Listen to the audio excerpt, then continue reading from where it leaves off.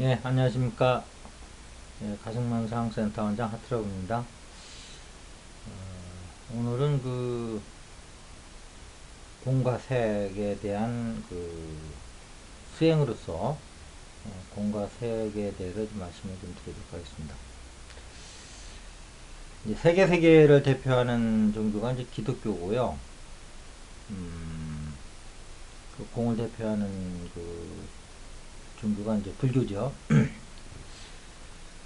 이제 이 두 개를 보면 뭐 여러 가지로 이제 해석을 할 수는 있는데, 뭐 체와 용으로 하면 체는 이제 불교 거고 이제 용은 이제 세계인 뭐 기독교일 수가 있고요. 그다음에 이걸 또 다른 측면에서 보면 언어의 세계와 비언어의 세계로 나눠볼 수가 있어요. 그래서 언어의 세계는 이제 기독교의 세계고요. 비언어의 세계는 언어를 이제 넘어서는 세계죠. 이 세계는 이제 불교의 이제 공으로 볼 수가 있어요. 이거를 또 굳이 조금 더 나누자면 언어의 세계는 이제 인격의 세계입니다. 그 다음에 비인격의 세계는 이제 비언어의 세계고요. 굳이 나누자면 그렇다는 거죠. 그 어떤 행위가 있는 종교는 이제 기독교고, 다만 알아차림만 있는 그런 어떤 의식의 세계는 이제 공의 세계죠. 근데 이것이 이제 우리 인간한테는 이제 어떤 의미가 있느냐가 중요해요. 그거 자체가 중요한 게 아니고, 어, 우리 인간한테는 어떤 의미가 있는 거냐 이거죠. 결국은 이제 불교에서 어, 석가모니께서도 인간을 고로 봤단 말이에요. 고통. 근데 이제 여기서 벗어나는 길을 제시한 게 공이에요. 우리 고통이라는 건 뭐냐면 예수님은 그걸 어떻게 얘기를 했냐면, 내가 너에게 목마르지 않는 물을 주겠다, 이렇게 얘기를 했단 말이에요. 고통이라는 게 다른 얘기를 하면 목마름이에요. 즉 가래예요. 갈애. 예수님이나 부처나 이 근본을 보면 같다는 걸 알 수가 있어요. 고통의 원인을 가래로 보셨거든요. 석가모니께서도. 그런데 이 가래는 끊임없이 목마름을 주는 거예요. 목마름이 고통이에요. 근데 이런 목마름에 대한 답을 석가는 공을 주셨고, 깨달음으로 할 수 있는 거죠. 공은 또 다른 말로 하면 예수님께서는 하나님이라고 하는 답을 주셨어요. 그러면 이 두 분이 이렇게 제시를 했는데, 이것이 우리 인간한테는 어떤 의미가 있느냐에 대해서 아직 뚜렷하게 얘기하고 있는 분들이 안 계신 것 같아요. 그래서 오늘 좀 말씀을 좀 드릴까 합니다. 이 기독교에서는 기본적으로 이 갈증을 인정을 해요. 그게 나쁘다라고 얘기 안 해요. 갈증을 인정을 하는데, 단 그것이 너희 인간 세계에서 물질로 채워지는 게 아니고 하나님만이 너희를 갈증을 해소해 줄 수 있다. 그래서 예수께서 사마리아 여인을 만났을 때 우물가에서 내가 너에게 목마르지 않는, 영원히 목마르지 않는 어떤 생명수를 주리라, 이제 그런 말씀을 하셨죠. 그것이 뭐냐 하면은, 목마르지 않는 것이 뭐냐 하면 하나님이라는 거예요. 다시 명상적으로 풀이하면 전체성이라는 거예요. 전체성에는 목마름이 없다는 거예요. 그래서 우리는 부분성이잖아요. 부분성에서는 부분성을 취하여 봐야 그거는 어느 근국에 가서는 또 갈증을 느낀다. 그래서 우리가 남녀 간의 사랑을 자꾸 찾는 것도 결국은 갈증을 해소하려는 거거든요. 그런데 그것이 결국은 남녀 간의 사랑에서 해소가 되는 게 아니고, 그것도 수많은 아픔만 남기고 또 헤어지고 그러죠. 더 많은 갈증을 남기고 결국은 우리가 하나님 아버지를 만났을 때만 그 갈증을 해소할 수가 있다. 영원히 마르지 않는 그런 그 생명수를 우리가 얻어 먹을 수가 있다. 그런 얘기예요. 근데 그것은 그 예수님의 그 수행을 만약에 연구하신 분이 있다 그러면 그 예수님의 수행은 저 말씀의 수행이라는 걸 알 수가 있어요. 그분의 삶은 끝없는 기도였습니다. 주기도문을 봐도 그렇고 끝없이 하나님에 대한 어떤 끝없이 찾으심이 있어요. 그래서 그분은 하나님의 말에서 밥을 먹고 하나님 말에서 영적인 식사를 하신 분이에요. 실제 그 하나님이라는 맛을 알아요, 이분은. 우리가 음식 맛을 알듯이. 비유를 하니까 좀 그런데 하나님을 내 마음의 양식으로 먹을 줄 알았던 사람이에요. 그래서 그걸 가지고 내 피와 살과 영혼을 만들었던 분이에요. 근데 그것이 이제 그러면 어떻게 어디서 하는 거냐? 그것을 그런 흔적을 어디서 볼 수 있냐면 그 예수가 40일 동안 광야에서 시험을 마치고 사탄의 유혹을 받았을 때 돌을 빵으로 만들려고 할 때 인간은 하나님의 말씀으로 사는 것이다 이렇게 얘기하거든요. 그게 어떤 자기의 수행의 근간을 얘기해 주는 거예요. 그게 사람은 자기 체험한 거에는 얘기할 수가 없는 겁니다. 갑자기 어떤 생각이 나서 말한 게 아니에요. 자기가 하나님이라는 말씀으로 수행하신 거예요. 말씀 수행을 하신 거예요. 하나님이 우리한테 들어올 수 있는 방법은 말씀뿐이 없어요. 그래서 기독교의 그 수행이라고도 할 것도 없지만 그분들은 끊임없이 기도로 말이라고 하는 수단을 통해서 끊임없이 하나님께 기도를 하는 그런 말씀을 수행을 하는 건데 이것이 가슴이 없는 말은 의미가 없어요.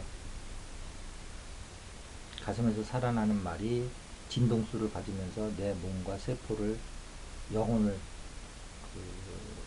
울리는 거거든요. 그래서 그분이 만난 하나님은 뭐냐면 또 다시 마태복음 6장일 거예요. 거기 보면 골방에서 은밀히 만나는 하나님이세요. 예수님은. 근데 그 골방이 우리가 얘기하는 뭐 골방일 수도 있고요. 좀 더 영성적으로 얘기하면 우리의 그 가슴을 얘기하는 겁니다. 그분이 하나님을 만났던 모습. 머리에는 하나님을 만날 길이 없어요. 여러분 머리는 생각 공장이에요. 가슴의 어떤 그 영성을 인성으로 실현시키는 곳이 머리지 여기가 근간은 아니에요. 그래서 그 예수님께서는 다시 이 얘기를 조합하면 골방에서 영적인 가슴에서 은밀한 하나님을 하나님의 말씀으로 만나셨던 분이에요. 이게 그분의 수행에 아직 드러나지 않고 있는데 그분 수행의 처음이자 마지막입니다.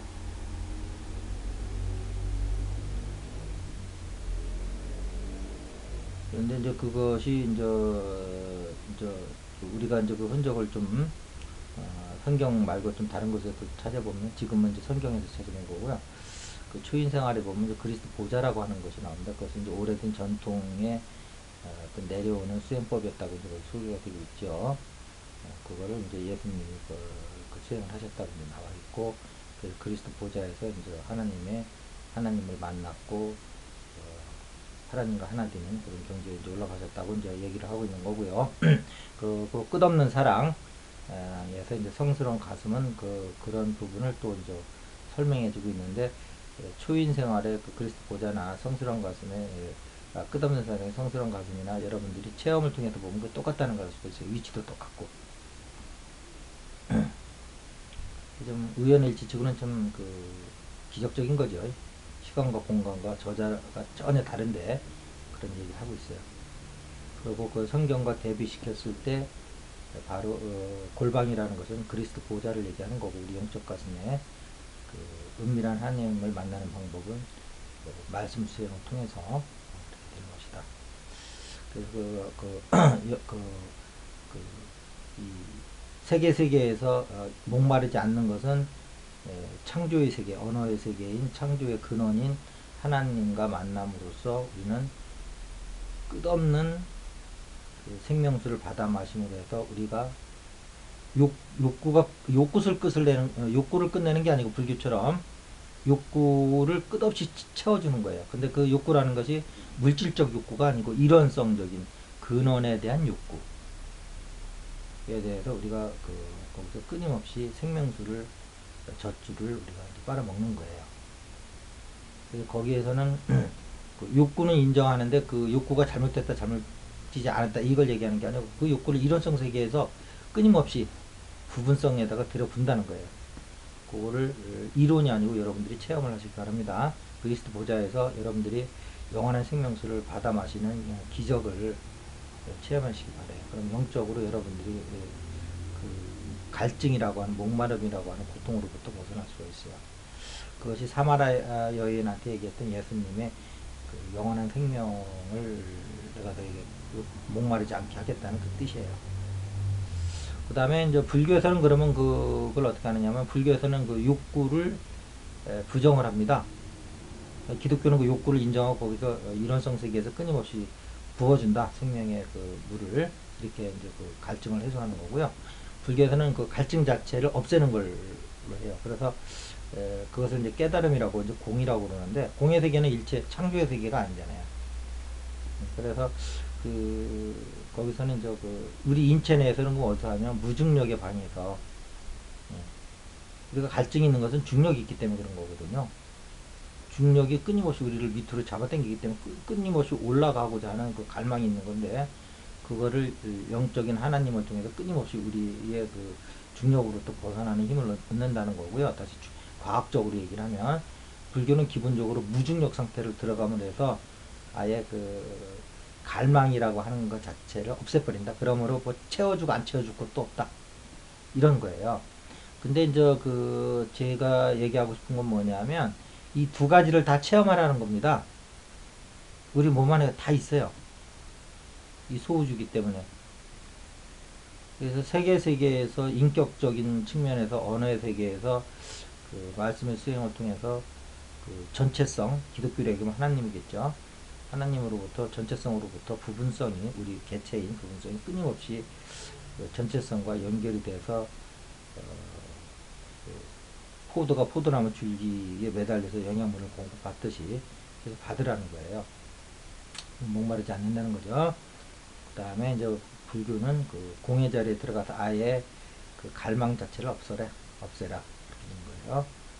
그래서 이제 결국은 그 무중력 상태로 들어가는 건데, 그게 이제 사선정으로 들어갈 수도 있고 여러 가지 방법은 있는데, 사선정은 또 선정에서 나오면 또 이제 중력에 또 끄달리거든요.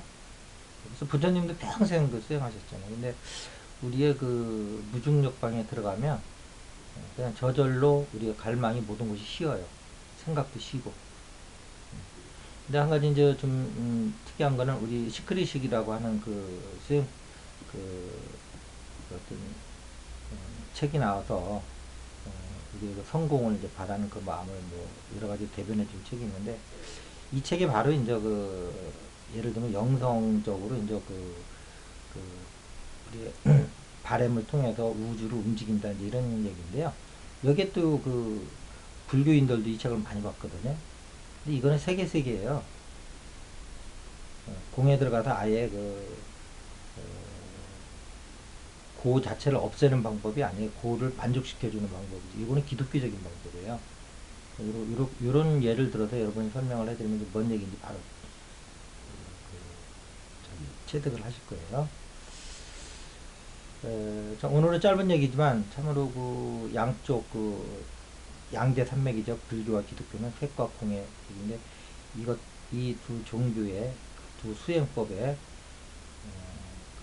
근간을 짧은 시간에 좀 건드렸다고 생각을 해요. 관심 있는 분들의 많은 참여를 바랍니다. 오늘 이것을 마치겠습니다. 감사합니다.